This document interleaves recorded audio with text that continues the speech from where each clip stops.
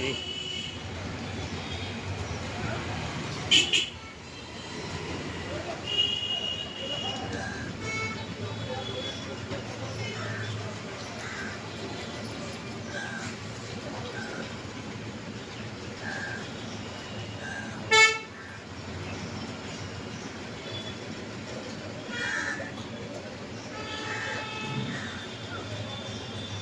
ওর বুঝলি ওই দুধ খাওয়া ছাড়িনি এখনো, বুঝলি ওকে নিয়ে যায় তাই জন্য হচ্ছিল না।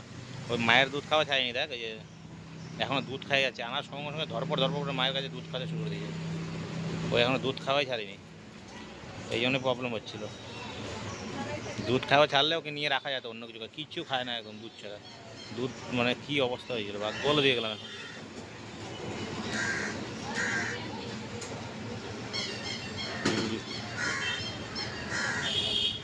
এই জন্যই বাচ্চারা দুধ খাওয়া ছাড়েনি, তো নিয়ে চলে আসছিলাম, একটু কষ্ট পাইছিল না একদিন।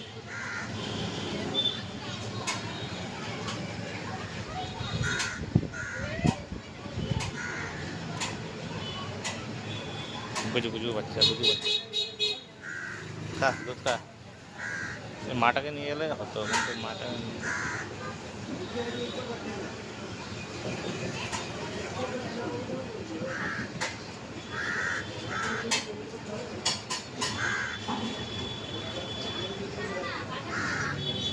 আয় আয় একটু দেখি আমার কলায় কি হয়েছে।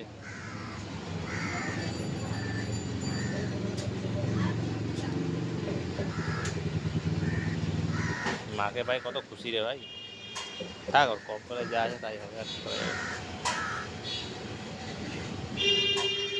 খিদা লাগছিল খুব, বুঝলি, দেখ খিদা মানে কঠিন লাগছিল, মানে বাড়িতে কিছু খাইনি না কালকে নিয়ে যাওয়ার পর থেকে, সেরকম কিছু খাইনি। ওর দুধ খাওয়ার অভ্যাস, দুধ ছাড়া অন্য কিছু খেতেই পারছিল না।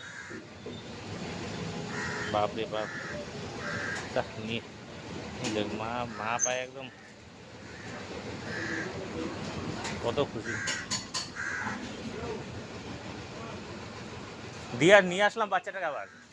কালকে গোটা রাত গোটা দিন তো কাঁদছে কাঁদছে, রাত্রেও লাফালাফি করছে, কিচ্ছু খাচ্ছিল না একদম কিচ্ছু। হ্যাঁ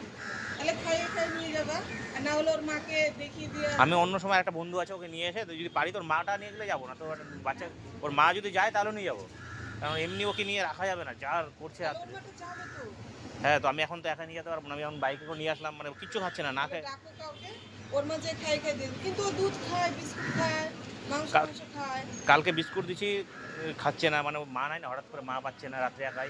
আর অ্যাক্সিডেন্ট হয়েছিল তো তার জন্য শরীরটা খারাপ ছিল, ইঞ্জেকশন দেওয়া হয়েছে।